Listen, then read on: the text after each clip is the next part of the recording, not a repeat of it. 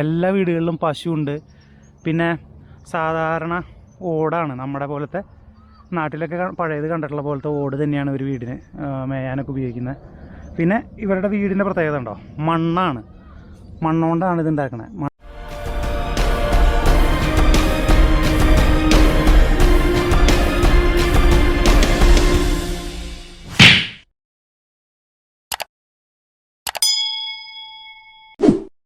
Hello friends, എല്ലാവർക്കും നമസ്കാരം. Back packer വ്ളോഗ്സിൻ്റെ പുതിയൊരു വീഡിയോയിലേക്ക് എല്ലാവർക്കും സ്വാഗതം. Kerala to Kashmir winter ride സീരീസിൻ്റെ വീഡിയോസാണ് നിങ്ങൾ കണ്ടുകൊണ്ടിരിക്കുന്നത്. ഞാൻ എൻ്റെ സുസുക്കി ബർഗ്മാൻ സ്കൂട്ടറിലാണ് കേരളത്തിൽ നിന്ന് കാശ്മീരിലേക്ക് യാത്ര പോകുന്നത്. ഇപ്പോൾ നമ്മൾ നിൽക്കുന്നത് ഗുജറാത്തിലാണ്. നമ്മൾ കഴിഞ്ഞ എപ്പിസോഡ് കണ്ടവർക്ക് അറിയാം, കഴിഞ്ഞ എപ്പിസോഡിൽ നമ്മൾ കാണിച്ചത് സ്റ്റാച്യു ഓഫ് യൂണിറ്റി, ലോകത്തിലെ തന്നെ ഏറ്റവും ഉയരം കൂടിയ പ്രതിമയാണ് ഗുജറാത്തിലെ സ്റ്റാച്യു ഓഫ് യൂണിറ്റി, നർമ്മദാ നദീ തീരത്തുള്ളതാണ്.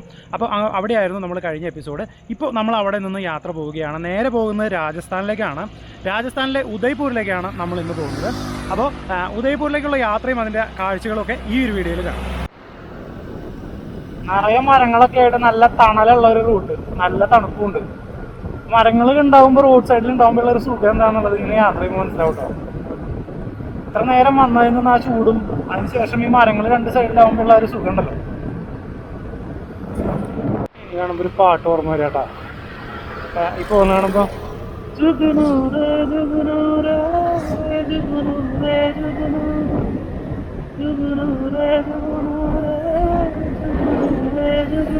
പാട്ട് കേട്ടല്ലോ.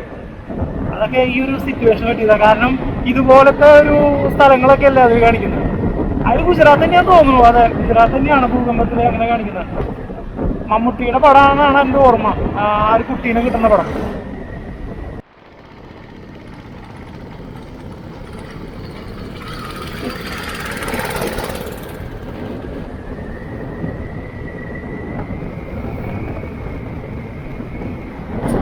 എന്തായി കാണുന്നത്? ഗുജറാത്തിലെ ഓട്ടോയില് പ്രഭാസിന്റെയും തമന്നയുടെയും ഫോട്ടോ. ഇവിടെ കാരാളൂരുണ്ടോ അവർക്ക്? പ്രഭാസിനുണ്ടാവും, കാരണം ബാഹുബലി വന്നതുകൊണ്ട്. തമന്ന, ബാഹുബലി തമന്ന ഉണ്ടല്ലോ അല്ലേ? അത് ശരി, ഞാൻ പറഞ്ഞു. ചിലപ്പോ ആ പടം ആവട്ടോ ഇവരിവിടെ ഡാൻസ് ഒക്കെ ഉണ്ടാക്കിയത്. ഓട്ടോയിലുണ്ട്.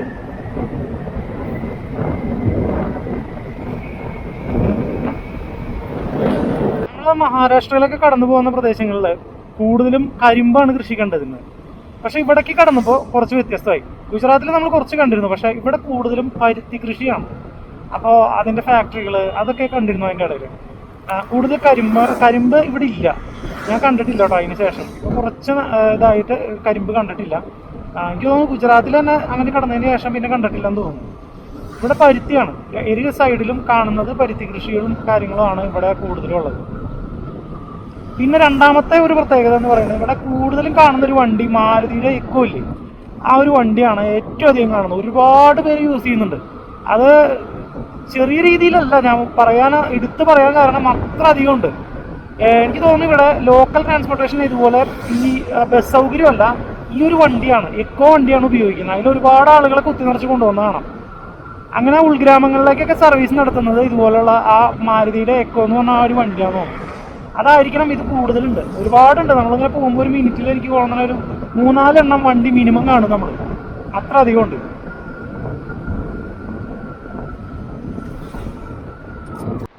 ഈ ഒരു റൂട്ടില് മാനുകൾ അതുപോലെ തന്നെ ചെന്നായി ഈ സാധനങ്ങളൊക്കെ ക്രോസ് ചെയ്യാനുള്ള ചാൻസ് ഉണ്ട് എന്ന് പറഞ്ഞിട്ട് വാണിംഗ് അങ്ങനെ ബോർഡുകൾ കണ്ടിട്ടാണ്. പക്ഷെ ഒരു പ്രത്യേക കാര്യമുള്ളത്, ഇവിടെ നിറച്ച് വീടുകളുണ്ട്, ഇടയിലൊക്കെ നിറയെ വീടുകളും കാര്യങ്ങളും ആളുകൾ താമസിക്കുന്ന സ്ഥലമാണ്. പക്ഷെ എന്നിട്ട് പോലും അവിടെ പറയുന്ന ഒരു പ്രത്യേകതയാണിത്. നമുക്ക് ഇവിടെ നിന്ന് ഫുഡ് കഴിക്കാൻ പറ്റുകയാണെങ്കിൽ ചോദിച്ചു നോക്കട്ടെ ഫുഡ് ഉണ്ടോയെന്ന്.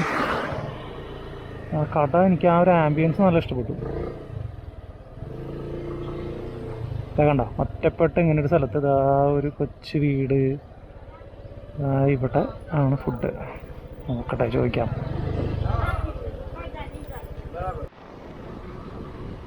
ഞാനിവിടെ 2-3 സ്ഥലത്തായി അന്വേഷിക്കുന്നു. ഇത് കാടാണ് ശരിക്കും, വന്യമൃഗങ്ങളുള്ള കാട് തന്നെയാണ്. പക്ഷെ അവിടെ ഒരുപാട് ഗ്രാമങ്ങളുണ്ട്, ആളുകളുണ്ട്. ഞാൻ അപ്പോൾ ഈ ഒരു ആംബിയൻസിൽ നമുക്ക് ഇവിടെ ഇരുന്ന് ഭക്ഷണം കഴിക്കാൻ എനിക്കൊരു കൊതി തോന്നി. അതുകൊണ്ടാണ് പലയിടത്തും കയറി ചോദിച്ചത്. കസേരയൊക്കെ പുറത്തിട്ടിട്ടുണ്ട്, പക്ഷെ ഇവിടെ ഒന്നും ഫുഡില്ല. നമുക്ക് 1 കിലോമീറ്റർ പോകണമെന്ന് പറഞ്ഞാൽ ചിലപ്പോൾ അതൊരു ടൗൺ ഏരിയ ആയിരിക്കും. 1 കിലോമീറ്റർ പോയി കഴിഞ്ഞാൽ അതിലൊരു ത്രില്ലില്ലല്ലോ. ഇവിടുത്തെ ഈ ഒരു ആംബിയൻസിൽ ഇരുന്ന് കഴിക്കാനുള്ള ഒരു കൊതിയായിരുന്നു. അങ്ങനെ നോക്കുമ്പോൾ ഇവിടുത്തെ കടകളിലൊന്നുമില്ല, കാണാനേ. കണ്ടോ, നല്ല ഫോറസ്റ്റ് ഏരിയ തന്നെയാണിത്. എന്താ ഒരു ആംബിയൻസ്, അമ്മോ! എനിക്ക് ഭയങ്കരമായിട്ട് ഇഷ്ടപ്പെട്ടു കേട്ടോ ഈ ഒരു സ്ഥലം. എന്താ പറയുക, ഒരു പ്രത്യേക സ്ഥലം. ആ കാടിനുള്ളിൽ ഇങ്ങനെ ഒരു ഏരിയ നോക്കിയേ. ഇവിടെ നമുക്ക് എന്തായാലും ഫുഡ് കഴിക്കാം.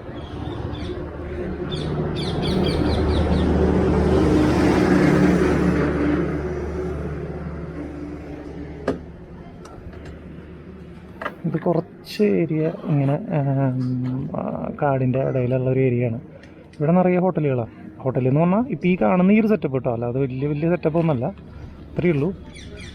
അവിടെയൊക്കെ ധാരാളം ആളുകളും ഉണ്ട്. ഈ കടി വഴി കടന്നു പോകുന്ന ടൂറിസ്റ്റുകളൊക്കെ ഇവിടെ കയറിയിട്ടാണ് ഫുഡ് കഴിക്കുന്നത്.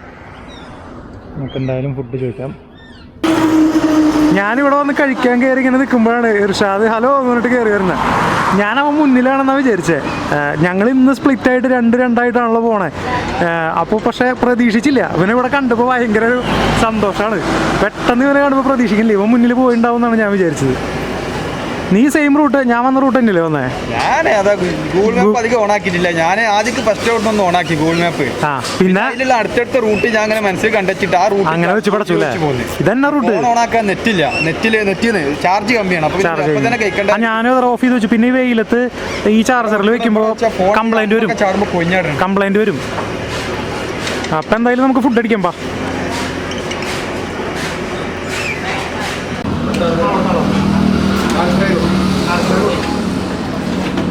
इसको भी सेम दे दो.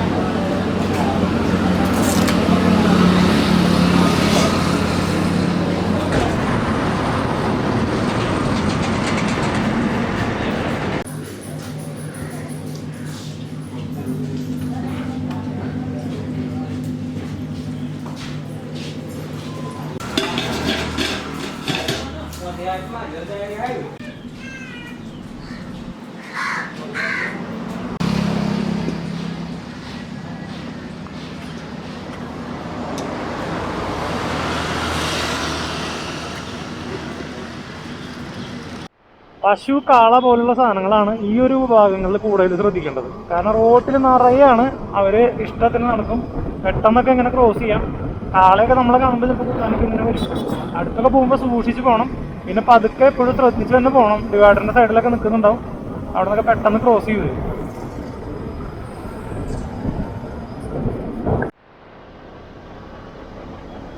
ഇരുപത്തെട്ട് കിലോമീറ്റർ ഇവിടെ നിന്ന് പോയി കഴിഞ്ഞാൽ ഗോദ്രയായി. ഗോദ്രയാണ് നമുക്ക് പറ്റിയ സ്ഥലം എന്ന് തോന്നുന്നത്. കാരണം ഒത്തിരി ഫേമസ് ആയിട്ടുള്ള കേട്ടിട്ടുള്ള കേൾവിയുള്ള ഒരു സ്ഥലമാണ്. അപ്പോൾ അവിടെ പോയാൽ നമുക്ക് റൂം എളുപ്പം കിട്ടുമായിരിക്കും.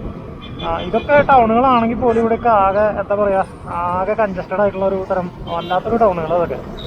ഇവിടെ നിൽക്കാൻ നമുക്ക് പറ്റില്ല. മാത്രമല്ല വണ്ടി ഇങ്ങനെ വെച്ച് പോകാൻ ധൈര്യമായിട്ട് ഇതിൻ്റെ താഴേക്ക് വെച്ച് പോകേണ്ടി വരും റൂമിലേക്ക്. അപ്പോൾ അതൊന്നും എളുപ്പമല്ല. ഗോദ്ര നമുക്ക് ഒരു 28 കിലോമീറ്ററിൽ കിട്ടാവുന്നത് കൊണ്ട് നമുക്ക് എന്തായാലും ഗോദ്ര എത്താം. ഗോദ്ര എത്തിയിട്ട് അവിടെ ഒന്ന് സ്റ്റേ ആക്കാം.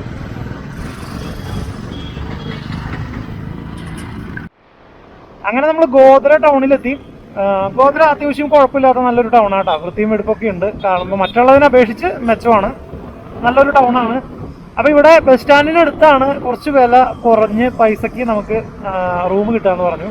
അപ്പോൾ ബസ് സ്റ്റാൻഡ് നേരെയാണ്. ബസ് സ്റ്റാൻഡിൻ്റെ റൂട്ട് നോക്കിയാണ് നമ്മൾ പോകുന്നത്. ചോദിച്ച് പോവുകയാണ്. അവിടെ ചെന്നിട്ട് നോക്കാം. അവർ വലിയ വില നമ്മളെ പറഞ്ഞാൽ നമുക്ക് വേറെ കുറച്ചും കൂടെ നല്ല ഹോട്ടൽ നോക്കാം. അതല്ലേ നല്ലത്. ഇത് തീരെ നമുക്ക് കുറഞ്ഞ ഇതിൽ കിട്ടുന്ന ഹോട്ടലാണ് പറഞ്ഞത്. എപ്പോഴും പറയാനുള്ള ഒരു ടിപ്പ് എന്താണെന്ന് വെച്ചാൽ, എപ്പോഴും ഏത് ടൗണിലും ബസ് സ്റ്റാൻഡിനൊക്കെ അടുത്തായിരിക്കും ഏറ്റവും കുറഞ്ഞ ചീപ്പ് റേറ്റിന് റൂം കിട്ടാം. നമ്മൾ പ്രത്യേകിച്ച് ഇങ്ങനെ ലോങ് യാത്രയൊക്കെ ചെയ്യുമ്പോൾ നമുക്ക് എന്താ പറയുക, ബഡ്ജറ്റ് നോക്കിയിട്ട് യാത്ര ചെയ്യാനാണെങ്കിൽ ഇങ്ങനത്തെ റൂമുകൾ നോക്കേണ്ടി വരും.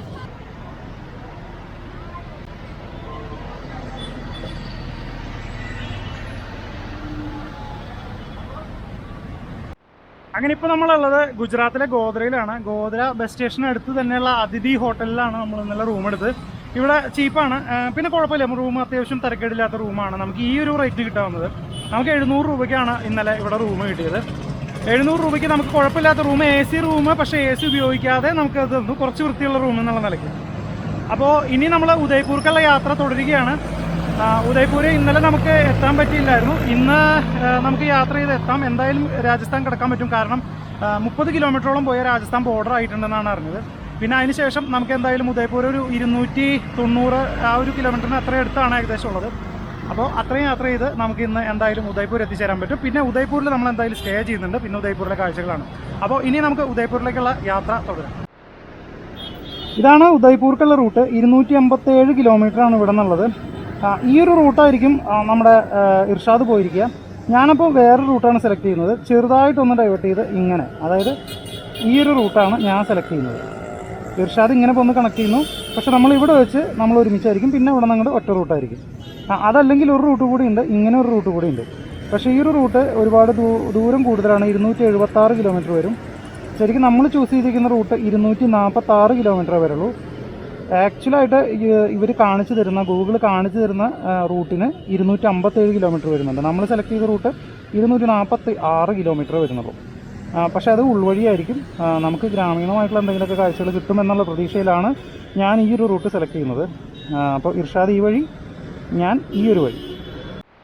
നേരെ ഇടത്തോട്ട് തിരിഞ്ഞു പോയാൽ ലെഫ്റ്റ് സൈഡ് പോകുന്നത് അഹമ്മദാബാദ് റൂട്ടാണ്. അഹമ്മദാബാദിലേക്കാണ്. നമുക്ക് അങ്ങോട്ട് പോകേണ്ട ആവശ്യമില്ല, നമുക്ക് സ്ട്രെയിറ്റ് ആണ് പോകേണ്ടത്.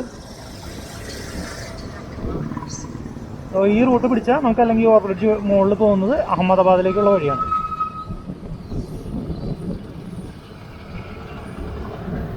രാവിലെ തന്നെ എന്തെങ്കിലും കഴിക്കണം. രാവിലെ ഒന്നും കഴിച്ചിട്ടില്ല. മണി 11 കഴിഞ്ഞു. ഇന്നല്പം വൈകി ഇറങ്ങിയപ്പോൾ, സാധാരണ നമ്മൾ എപ്പോഴും വൈകി തന്നെയാണ് ഇറങ്ങുന്നത്. എന്നും വിചാരിക്കും നേരത്തെ ഇറങ്ങണം എന്ന്. പക്ഷെ അത് ക്ഷീണം കൊണ്ട് വൈകുന്നേരം എഡിറ്റ് ചെയ്തൊക്കെ കഴിയുമ്പോൾ, ഇർഷാദ് മൊബൈലിൽ എഡിറ്റ് ചെയ്യുന്നതുകൊണ്ട് അവർ ഫാസ്റ്റായിട്ട് കഴിയും. ഞാൻ ആപ്പിൽ എഡിറ്റ് ചെയ്യുന്നതുകൊണ്ട് സമയം എടുക്കും. ചിലപ്പോൾ ഒരു ദിവസമൊക്കെ 4 മണിക്കൊക്കെ കിടന്ന് ഉറങ്ങിയത് എഡിറ്റിംഗ് ഒക്കെ കഴിഞ്ഞിട്ട്. അപ്പോൾ ഇന്നലെയും ഒരു 2 മണി കഴിഞ്ഞു ഉറങ്ങിയിട്ട്. അപ്പോൾ രാവിലെ എണീക്കുമ്പോൾ എന്തായാലും ക്ഷീണമാണ്. നമ്മൾ ഇത്രയും ദൂരം വണ്ടി ഓടിച്ച് വന്നതിന് ശേഷം ഈ എഡിറ്റ് ചെയ്യാൻ രാത്രി പുലർച്ചെ വരെയൊക്കെ ഇരിക്കുമ്പോൾ ഭയങ്കര ക്ഷീണമുണ്ട്. എന്നാലും അത് ഒരു സന്തോഷമുള്ള കാര്യമാണ്, വീഡിയോ ചെയ്യുക എന്നുള്ളത്. അതുകൊണ്ട് അതിലൊരു മടുപ്പൊന്നും നമുക്ക് തോന്നുന്നില്ല. അപ്പോൾ സന്തോഷമായി ചെയ്യുന്നു. പക്ഷേ അതുകൊണ്ടാണ് രാവിലെ എണീക്കാൻ ഒരു അല്പം വൈകുന്നത്. ഇന്ന് വൈകി.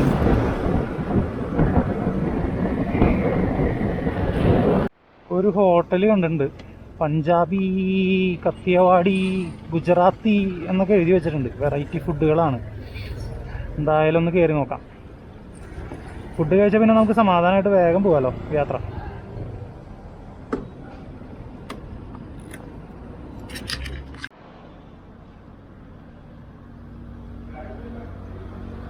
റോഡ് നല്ല റോഡാണ്, നാഷണൽ ഹൈവേ ആണ്. ഈ ഹൈവേയുടെ സൈഡിലുള്ളൊരു ഹോട്ടലാണ്.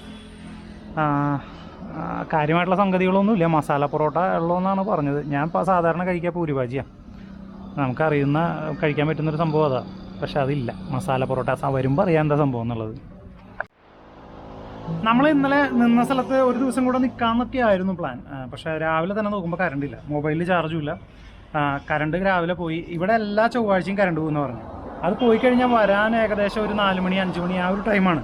അപ്പോൾ നമ്മൾ ഒരു ദിവസം എക്സ്റ്റെൻഡ് ചെയ്ത് അവിടെ നിന്നിട്ട് കാര്യമില്ല. നമുക്ക് ക്ഷീണമൊക്കെ തീർക്കും. ഇപ്പോൾ 10-11 ദിവസമായിട്ട് നമ്മൾ കണ്ടിന്യൂസ് യാത്രയാണ്. ആ യാത്രയുടെ കുറച്ച് ക്ഷീണമുണ്ട്. എനിക്കും ഇർഷാദിനും ഉണ്ടായിരുന്നു. അപ്പോൾ ഒരു ദിവസം റെസ്റ്റ് ചെയ്ത് നമ്മൾ ഡ്രസ്സൊക്കെ ഒന്ന് അലക്കി, അതുപോലെ എഡിറ്റ് ചെയ്യാനുള്ളതൊക്കെ ഒന്ന് എഡിറ്റ് ചെയ്ത് ഒക്കെ ഒന്ന് ഫ്രീ ആവും. അത് പ്ലാൻ ഉണ്ടായിരുന്നു. പക്ഷേ എന്തായാലും ഇന്ന് കറണ്ട് ഇല്ലാത്തതുകൊണ്ട് നമ്മളവിടെ നിന്നിട്ട് വേസ്റ്റാണ്. ലാപ്ടോപ്പിൽ ചാർജ് ഉണ്ടാവില്ല, മൊബൈലിൽ ചാർജ് ഇല്ലാണ്ട് എന്ന കാര്യം. ഒരു ദിവസം നമ്മൾ കാശ് കൊടുക്കുന്നതിന് കാര്യം ഉണ്ടാവണം. അപ്പോൾ എന്തായാലും ഉദയ്പൂർ പിടിക്കാമെന്ന് പിടിച്ചു. വിചാരിച്ച് പോവാണ്. ഇനി കുറച്ച് കഴിഞ്ഞ് ഇർഷാദിനെ കണ്ടുകൊണ്ടാണ്. നമ്മൾ ഓർഡർ ചെയ്ത സംഭവം വന്നിട്ടാ. ഇത് കുഴപ്പമില്ല എന്നാണ് തോന്നണേ. അത്യാവശ്യം വലിപ്പമുണ്ട്. മസാല പൊറോട്ട എന്നാണ് പറഞ്ഞത്. അതിൻ്റെ ഒപ്പം കറിയുണ്ട്. ഇവിടുത്തെ വേറൊരു പ്രത്യേകത എന്താണെന്ന് വെച്ചാൽ, നമ്മൾ പൊറോട്ട അങ്ങനെ സാധനങ്ങൾ ഓർഡർ ചെയ്താൽ അതിനേക്കാളധികം വിലയാണ് കറിക്ക്. 150 രൂപ, മിനിമം 100 രൂപ എന്തായാലും കറിക്ക് വരും. അപ്പോൾ അത് ഇവിടെ ഇത് ഫ്രീ കറി, ഒപ്പം ഈ ഒരു മസാല പൊറോട്ട എന്ന് പറയുന്ന സംഭവം. ഉള്ളിൽ മസാലയൊക്കെ ആയിട്ടുള്ള അത്യാവശ്യം നല്ല വലിപ്പമുണ്ട്. ഇത് കുഴപ്പമില്ല. ഇതെല്ലാം ഒരു സ്ഥലത്ത് കിട്ടുന്നത് വേറെ സ്ഥലത്ത് അന്വേഷിച്ചാൽ കിട്ടില്ല. അതാണ് ഇവിടെ ഒരു കുഴപ്പം. നമ്മളിനി ഇതന്നെ കഴിക്കാമെന്ന് വിചാരിച്ചാൽ രക്ഷയൊന്നുമില്ല. ഈശ്വര, വിശ്വസിക്കാൻ പറ്റുന്നില്ല. ആദ്യമായിട്ടാണ് ഭക്ഷണം കഴിച്ചിട്ട് 50 രൂപ കൊടുക്കുമ്പോൾ തിരിച്ച് ബാക്കി 30 രൂപ ഇങ്ങോട്ട് വന്നു. അതായത് നമ്മളിപ്പോൾ കഴിച്ച ഭക്ഷണത്തിന് ആകെ 20 രൂപ. പാട്ട് വെച്ചിട്ടുണ്ട്. ഇവിടെ എല്ലാ ട്രാക്ടറിലും ഇങ്ങനെയാണ്, പാട്ടൊക്കെ വെച്ച് ഉറക്ക നല്ല സ്പീക്കർ, വലിയ ബോക്സൊക്കെ പണിയൂര്. അതിൻ്റെ അകത്ത് ഇതുപോലെ ഉറക്ക പാട്ടൊക്കെ വെച്ചിട്ട് പോവാം. കൂടുതലും എല്ലാ വീട്ടിലും ഒരു ബൈക്കുള്ള പോലെ ഇവിടെ എല്ലാ വീട്ടിലും ഒരു ട്രാക്ടർ ഉണ്ടാവും. ആഘോഷമാണ്. അപ്പോൾ ഞാൻ പറഞ്ഞു വന്നത് 20 രൂപ ഭക്ഷണത്തിന്.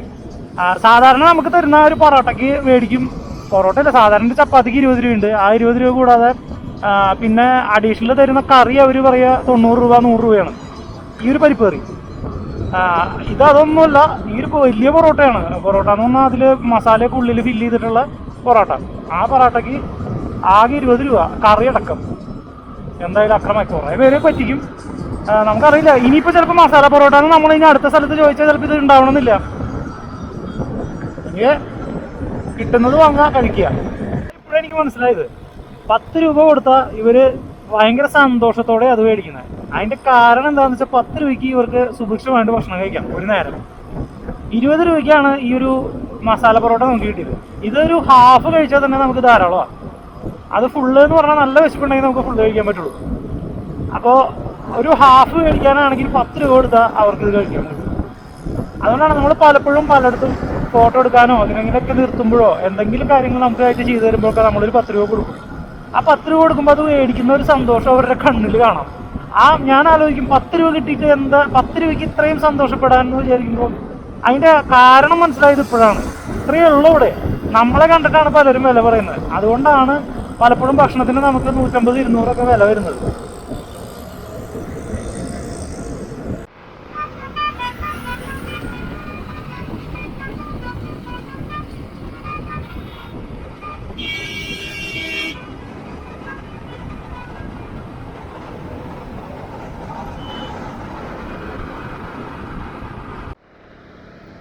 സൈഡിൽ കാണുന്നതൊക്കെ ചോളമാണ് കേട്ടോ. ഈ ഭാഗത്ത് കൂടുതൽ ചോളമുണ്ട്. ഈ ഗ്രാമീണർ തന്നെ ചോളം കൃഷി ചെയ്തിട്ടുള്ള ചോളം അവർ ഇങ്ങനെ ചുട്ടെടുത്തിട്ട് ഇങ്ങനെ കൊടുക്കാനായിട്ട് വഴിയോര കച്ചവടക്കാരായിട്ട് ഇരിക്കുന്നുണ്ട്. ഇങ്ങനെയൊക്കെയാണ് കുറേശ്ശൊക്കെ കിട്ടുന്ന തുച്ഛമായ വരുമാനം കൊണ്ടൊക്കെയാണ് ഇവരുടെ ജീവിതം. ഈ ചോളം ഇപ്പോൾ ഒരു 4-5 ഒക്കെ കൊണ്ടുവച്ച് അതൊക്കെ ചുട്ടു കൊടുക്കുന്ന നിസാര കാശിനൊക്കെയാണ് അവരൊരു നേരം കഴിയുന്നത്. അപ്പോൾ വളരെ ലളിതമായിട്ടുള്ള ജീവിതം. ഇതൊക്കെ നമ്മളൊക്കെ എത്രയോ അവരെക്കാളൊക്കെ എത്രയോ ഭാഗ്യം ചെയ്തവരാണെന്നുള്ളത് നമ്മളിങ്ങനത്തെ ഓരോ സ്ഥലങ്ങൾ സന്ദർശിക്കുമ്പോഴാണ് നമുക്ക് മനസ്സിലാവും. നമ്മുടെ നാട്ടിലൊന്നും ഇത്രയും ഒരു അവസ്ഥ എനിക്ക് തോന്നുന്നില്ല. പക്ഷെ ഇവിടെയൊക്കെ ഇവരുടെ ലൈഫ് എന്ന് പറഞ്ഞാൽ ഇതാണ്, വളരെ സിമ്പിളായിട്ടുള്ളൊരു ലൈഫാണ്. കൂടുതൽ പുറം ലോകത്തെ കുറിച്ച് വലിയ വലിയ കാര്യങ്ങളൊന്നുമില്ല അവർക്ക്. അന്നാന്ന് ജീവിക്കുക, അതിന് വേണ്ട കാര്യങ്ങൾ കിട്ടുക, അത്രയൊക്കെ ഉള്ളൂ. അതുകൊണ്ട് ഇവിടെയൊക്കെ സൈഡിലൊക്കെ ഇവർ ഈ ചോളമാണ് വിൽക്കാൻ വെച്ചിരിക്കുന്നത്. ചോളം ഇങ്ങനെ കനലിൽ ചുട്ടു കൊടുക്കുന്ന ഈ പരിപാടിയാണ്. ഇതൊക്കെ ഇവിടുത്തെ ഗ്രാമത്തിലെ ആളുകളാണ് ഈ ചെയ്യാതിരിക്കുന്നത്. ഇതിവിടെ ഒരു ചെറിയ ഗ്രാമം കേട്ടോ. ആ ഗ്രാമത്തിലെ ഒരു അപ്പാപ്പൻ ഇവിടെ ഇങ്ങനെ സാധനങ്ങൾ വിൽക്കാതിരിക്കുന്നുണ്ട്. നമുക്ക് ജസ്റ്റ് കയറി എന്തെങ്കിലും ഒന്ന് വാങ്ങാം. ഒരാളോട് കാര്യങ്ങളൊക്കെ ഒന്ന് ചോദിക്കാമല്ലോ. ഒരാളുടെ വീടാണെന്നുണ്ട്. ഇങ്ങോട്ട് അപ്പോൾ അവൻ ആ 2 ബിസ്ക്കറ്റിന് വേണ്ടിയിട്ടൊരു കവറൊക്കെ തന്നു. നമ്മുടെ നാട്ടിലൊക്കെ എത്ര സാധനം വാങ്ങിയാലും കിട്ടാത്തൊരു സാധനമാണ് കവർ. ഇത് അവിടെ ഇരുന്നിട്ട് എന്തോ സാധനങ്ങൾ വെച്ചിരുന്ന കവറൊക്കെ എടുത്ത് നമുക്ക് തന്നിക്കുക. ദിനേശ് हमारे जगह में भी वैसा नाम है ദിനേശ്. ഇതർ ലോക നാം ദിനേശ്. ഓക്കെ, ദിനേശ് ഭായിയുടെ കടയാണിത്, ഷോപ്പാണ്. ദിനേശ് ഭായിയുടെ വീടാണ് ഗർ. അതാണ് ആ കാണുന്നത്. ഇതാണ് അദ്ദേഹത്തിൻ്റെ വീട് കേട്ടോ. നമുക്കിവിടെ ഈ നാട്ടിലെ ഗ്രാമത്തിലെ ആ ഒരു ലൈഫ് എന്താണെന്ന് അറിയണമെങ്കിൽ അവരുടെ വീടൊക്കെ ഒന്ന് കണ്ടാൽ മതി. ഇതാണ് അദ്ദേഹത്തിൻ്റെ വീട്. വീട്ടിലാരൊക്കെയോ ഉണ്ട്. ഇതാ കണ്ടോ, ഫ്രണ്ടിൽ തന്നെ ഇവിടെ ഇതിനെ കിട്ടിയിട്ടുണ്ട്. എരുമയല്ലേ ഇത്? അതെന്ന് തോന്നുന്നുണ്ട്. എരുമേനെ കിട്ടിയിട്ടുണ്ട്. പിന്നെ അവരുടെ വീടാണിത്. അതോ വീടാണ് കണ്ടോ. ഇതൊക്കെ വീടിൻ്റെ ഫ്രണ്ടിൽ ഇവരിങ്ങനെ കട്ടിലൊക്കെ ഇട്ടിട്ട് പുറത്താണ് ഇവർ കിടക്കുക. ഇതൊക്കെ ശരിക്കും ഒന്ന് അടുത്ത് വന്ന് കാണണം എന്ന് ആഗ്രഹിച്ചിരുന്നൊരു കാഴ്ചകളാണ്. കണ്ടോ, 3 കട്ടിലുണ്ട്. ഇവർ പുറത്താണ് കിടക്കുക. ജി ആപ്കാ ഘർ ഹൈ? ആപ്കാ നാം? കാളി. കാളിനാണ് പേര്. ജിനേഷ് ഭായിക്ക? ഹാ ഓക്കെ. ജിനേഷ് ഭായിയുടെ വൈഫാണത്. അപ്പോൾ കണ്ടില്ലേ, ഇതൊക്കെയാണ് ഇവരുടെ സംഭവം. ദിനേഷ് ഭായിയുടെ മകനാണ്. ജി ആപ്കാ നാം? प्रवीण आप भी फार्मर है? ये किसान है? हाँ, ओके. क्या करते हैं? किसानी काम क्या करते हैं वो? खेती में क्या फल? മക്കി, ഗേഹൂം, ബാജ്രി. ഓക്കെ. ഇതൊക്കെയാണ് പരുത്തി, ചോളം, അതൊക്കെ തന്നെയാന്ന് തോന്നുന്നു. എനിക്കതിൻ്റെ പേരുകൾ കറക്റ്റ് മനസ്സിലായില്ല. അപ്പോൾ ഇതാണ് കാഴ്ച. ഇനി തൊട്ടിപ്പുറത്തൊരു വീടുണ്ട് കേട്ടോ. ഇപ്പോൾ ഇദ്ദേഹത്തിനൊന്ന് പരിചയം. മഹേഷ് ഭായ്. ഈ മഹേഷ് ഭായ്ക്ക് കയറേ घर में कौन है आपका? आप ही है? एक ही है? സബി एक മിനിറ്റ്. ഇതാണ് അദ്ദേഹത്തിൻ്റെ വീട്. കണ്ടോ, ഇവരൊക്കെ ഞാൻ പറഞ്ഞില്ലേ തൊഴുത്താണ് ഫ്രണ്ടിൽ. ഇവരുടെ വീടിൻ്റെ മുൻവശത്ത് തന്നെ ഇവിടെ തൊഴുത്താണ്. അതിലിതേ പശുവൊക്കെ ഇതേ ഫ്രണ്ടിൽ തന്നെയാണ് ഇവർ കെട്ടുക. നമ്മുടെ പോലെ ബാക്കിലല്ല തൊഴുത്തുണ്ടാവുക, ഫ്രണ്ടിൽ തന്നെ തൊഴുത്തായിരിക്കും അവരുടെ വീട്. കൊച്ചു വീടും ചെറിയൊരു ഗ്രാമമാണിത്. അതോ ഇവിടെയൊക്കെ കണ്ടോ പുറകിലോട്ടൊക്കെ വീടുകളുണ്ട്, അങ്ങോട്ടൊക്കെ വീടുകളുണ്ട്. ഇവിടെ ഒരു 5-8 വീടുകൾ ഇതിൻ്റെ പുറകിലായിട്ട് ബാക്കിലായിട്ടുണ്ട്. ഇവിടുത്തെ വീടുകളൊക്കെ ഒന്ന് കാണാം കേട്ടോ. നമ്മൾ ഇവിടെ ചോദിച്ച് ഇതിലൊക്കെ കുറച്ച് വീടുകളുണ്ട്. ഇതിൻ്റെ പുറകിൽ ഇതാ ഇവിടെ ഒരു വീട്. ഇതൊക്കെ വളരെ സാധാരണക്കാരായിട്ടുള്ള ആളുകളാണ്. കണ്ടോ, എല്ലാ വീടുകളിലും പശുവുണ്ട്. പിന്നെ സാധാരണ ഓടാണ്, നമ്മുടെ പോലത്തെ നാട്ടിലൊക്കെ പഴയത് കണ്ടിട്ടുള്ള പോലത്തെ ഓട് തന്നെയാണ് ഒരു വീടിന് മേയാനൊക്കെ ഉപയോഗിക്കുന്നത്. പിന്നെ ഇവരുടെ വീടിൻ്റെ പ്രത്യേകത ഉണ്ടോ, മണ്ണാണ്. മണ്ണുകൊണ്ടാണ് ഇതുണ്ടാക്കണത്. മണ്ണും പിന്നെ ചാണകവും ഇതിൽ മിക്സ് ചെയ്യാൻ തോന്നുന്നു. मिट्टी है ना, पूरा मिट्टी के साथ क्यों मिक्स करते हैं? कुछ भी नहीं मिक्स करा. हाँ हाँ हाँ. ഓ, മരം കൊണ്ടുള്ള വാതിൽ കണ്ടോ. ഇതിൻ്റെ ഒരു പണി പ്രത്യേകം കണ്ടില്ലേ, നമ്മുടെ നാട്ടിലെ പോലെയല്ല. മരം കൊണ്ടുള്ള വാതിൽ പഴയ ടൈപ്പാണ്. ഫുള്ള് മരം തന്നെയാണ്. ഇതിൻ്റെ മുകളിലൊക്കെ മരത്തിൻ്റെ തന്നെയാണ് വർക്ക് ചെയ്തിരിക്കുന്നത്. പിന്നെ മണ്ണിലാണ് ഇതിൻ്റെ പണികൾ. ദോ അവിടെ ഒരു വീട്, അതൊക്കെ പൊളിഞ്ഞ് ആയി തുടങ്ങിയ വീടുകൾ. പുറകിൽ വീടുണ്ട്. നല്ലൊരു അന്തരീക്ഷമാണ് ഇവിടെ, സമാധാനമായിട്ടുള്ളൊരു ജീവിതം. ഇവർ പറയുന്ന ഇവിടെ ചോറി ഉണ്ടെന്നാണ്. ചോറി ലോകത്ത് അതായത് കള്ളന്മാർ വരും, പുറമേ നിന്ന് വരുന്നവരെങ്ങനെയാണ് എന്നുള്ളത് അറിയില്ല എന്നൊക്കെയാണ് ഇവർ പറയുന്നത്. അപ്പോൾ താങ്ക് യു. അപ്പോൾ വില്ലേജ് കണ്ടില്ല എന്ന് പറയരുത്. ഗുജറാത്തിലെ വില്ലേജുകൾ ആണ് ഇപ്പോൾ നമ്മൾ കണ്ടത്. ഇതിലൊരു വില്ലേജാണ്. ആ ഒരു വില്ലേജിലെ ഒരു വീടും ആ ഒരു വീട്ടിലെ ആ ഒരു ജീവിതവും അതുപോലെ തന്നെ ആ ഒരു കൊച്ചു ഗ്രാമവും ആ ഗ്രാമത്തിൻ്റെ അന്തരീക്ഷവും ഇതൊക്കെയാണ് നിങ്ങളുമായിട്ട് പങ്കുവെച്ചത്. അപ്പോൾ ഇന്നത്തെ വീഡിയോ പ്രധാനമായിട്ടും ഇത് കാണാൻ കിട്ടിയത് വലിയൊരു സന്തോഷമാണ്. അപ്പോൾ ഈ ഒരു കടയിൽ വന്നതിന് ശേഷം നമ്മൾ അദ്ദേഹത്തിൻ്റെ വീട്ടിലേക്ക് പോയി കാര്യങ്ങളൊക്കെ ചോദിച്ചു. അദ്ദേഹത്തിൻ്റെ ഷോപ്പാണ്. ഇവിടെ വന്ന് കാര്യങ്ങളൊക്കെ നമുക്ക് കാണാൻ സാധിച്ചു. അപ്പോൾ എന്തായാലും ഇന്നത്തെ വീഡിയോ ഇവിടെ തീരുകയാണ്. വീഡിയോ ഇഷ്ടമായെങ്കിൽ മറക്കാതെ വീഡിയോ ലൈക്ക് ചെയ്യുക. നിങ്ങളുടെ അഭിപ്രായങ്ങളും നിർദ്ദേശങ്ങളും മറക്കാതെ കമൻറ്റിലൂടെ അറിയിക്കുക. തുടർന്ന് മറ്റൊരു എപ്പിസോഡിലൂടെ നമ്മൾ മറ്റൊരു വീഡിയോയുമായിട്ട് നാളെ വീണ്ടും വരും. അപ്പോൾ കേരള ടു കാശ്മീർ വിൻ്റർ റൈഡിൻ്റെ എല്ലാ എപ്പിസോഡുകളും നിങ്ങൾ മറക്കാതെ കാണാൻ നിങ്ങൾ ഫുള്ള് സപ്പോർട്ട് ചെയ്യുക. വീഡിയോ പരമാവധി ഷെയർ ചെയ്യുക. ചാനൽ സബ്സ്ക്രൈബ് ചെയ്യാത്തൊരു ചാനൽ സബ്സ്ക്രൈബ് ചെയ്യുക. നാളെ മറ്റൊരു വീഡിയോ ആയിട്ട് നമുക്ക് വീണ്ടും കാണാം. അതുവരെ എല്ലാവർക്കും ബൈ.